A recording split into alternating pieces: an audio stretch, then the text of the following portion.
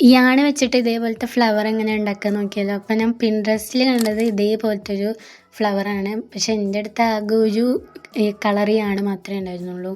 കാരണം അതിൻ്റെ നടുവിൽ വേറെ കളറും പിന്നെ അതിൻ്റെ പെറ്റൽസിൽ വേറെ കളറും വേണമല്ലോ. പിന്നെ ഞാൻ വേറെ എന്തെങ്കിലുമൊക്കെ വഴി ഉണ്ടാവും എന്ന് വിചാരിച്ചിട്ട് അങ്ങനെ ചെയ്തുകൊണ്ടിരുന്നതാണ്. അപ്പം നമുക്ക് ഫസ്റ്റ് ഇങ്ങനെ ഓരോ ബോൾസ് ഉണ്ടാക്കിയെടുക്കണം. അങ്ങനെ 6 ബോൾസ് നമ്മൾ ഇങ്ങനെ ഉണ്ടാക്കിയെടുക്കണം. അതിൽ ഒരെണ്ണം കുറച്ച് ചെറുതും ബാക്കി 5 കുറച്ച് വലുതായിട്ടാണ് ഞാൻ ഉണ്ടാക്കിയപ്പോൾ അങ്ങനെ ആയതാണ്. എനിക്ക് സംശയം ഉണ്ടായിരുന്നു ആ യാണിൽ ഇങ്ങനെ 6 ബോൾസൊക്കെ കിട്ടുമെന്ന്. പക്ഷെ കിട്ടി. അങ്ങനെ 6 ബോൾസ് നമ്മളിങ്ങനെ ഉണ്ടാക്കി ഷേപ്പ് ചെയ്ത് കൊടുക്കുക.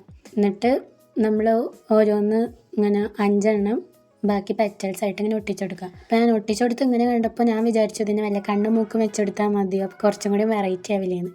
പിന്നെ ഇങ്ങനെ കണ്ണും മൂക്കും വേണ്ട, ഗ്ലിറ്റർ ഇട്ടെടുക്കാമെന്ന് വിചാരിച്ചു. അങ്ങനെ ഞാൻ നടുവിൽ കുറച്ച് പശ തേച്ചിട്ട് ഗ്ലിറ്റർ കഴിയുമ്പോൾ ഫുള്ള് ഇങ്ങനെ ആക്കി കൊടുക്കുകയാണ്. ഞാൻ ഉപയോഗിച്ചത് ഇവിടെ ഫെവിക്വിക്കിൻ്റെ പശയാണ്.